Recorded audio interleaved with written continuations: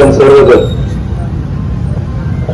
या देशामध्ये जे शैक्षणिक क्षेत्रामध्ये विद्यार्थ्यांच्या जीवाशी खेळण्याचा जो घाट घातला जातो आणि जो पेपर फुटीचा जो प्रश्न आहे आणि त्या नीटच्या संदर्भामध्ये जे या ठिकाणी आता माझे मित्र होतं की जे शास्त्रज्ञ जे पर्यावरणवादी शास्त्रज्ञ आहेत ज्यांची ख्याती जगभर आहे अशा सोनम वांगचुक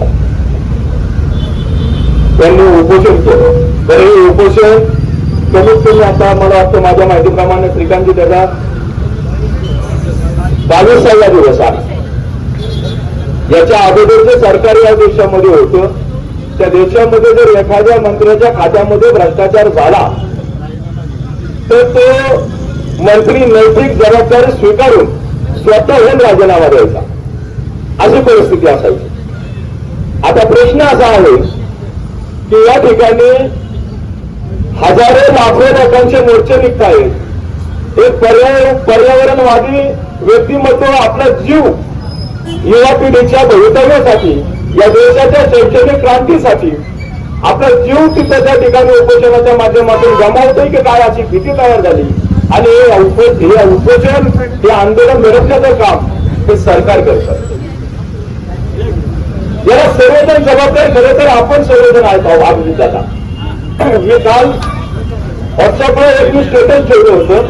ते स्टेटस असं होतं मी तुम्हाला सगळ्यांना दाखवतो. एक 2 मिनिटाचा त्यांचा वेळ घेतो. मुलांना सर्वांना पुढे येऊन बसा.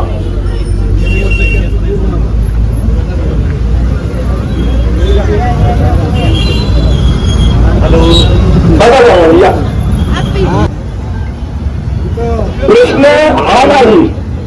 प्रश्न हा नाही की या गाडवाला खाली कसं उतरवायचं हे स्टेटस बघा. प्रश्न हा नाही की या गाडवाला खाली कसं उतरवायचं. मूळ प्रश्न हा आहे की या गाडवाला एवढ्या उंचीवर कुणी चढव.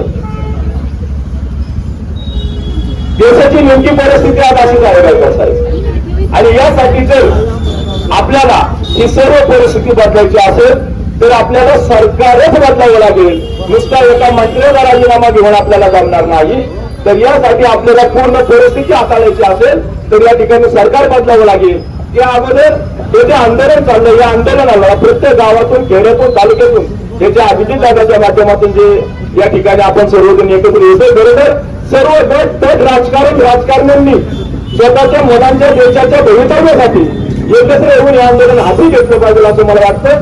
दादा आपण जो हा लढा चालू केला या लढ्याला मी बहुजन हक्क परिषदेच्या वतीनं जाहीर असा पाठिंबा देतो. नव्हे तर माझं नैतिक कर्तव्य म्हणून मी या संपूर्ण लढ्यामध्ये तुमच्या सोबत राहील अशी मी आपल्याला ग्वाही देतो. आणि मी या सरकारचा या शासनाचा जाहीर असा निषेध करतो. आणि मी पुन्हा एकदा आपल्या सर्वांना सांगतो विशेषतः खरं तर युवा वर्ग ज्यावेळेस पिटून उठेल त्यावेळेसच खऱ्या अर्थाने या आंदोलनाला दिशा मिळणार आहे. म्हणून तुमच्या सर्व युवा पिढीला माझा हात जोडून विनंती आहे की जास्तीत जास्त युवक वर्ग जे विद्यार्थी शिक्षणामध्ये आहेत या सर्व शिक्षकांना हा जो लढा चालू आहे हा लढा तुमच्या भवितव्यासाठी चालू आहे तुमच्या भविष्यासाठी चालू आहे. या लढ्याला तुम्ही खंबीरपणे साथ द्याल अशी अपेक्षा व्यक्त करतो. मी या ठिकाणी थांबतो. जय भीम, जय जय भीम, जय क्रांती, जय शिवराय.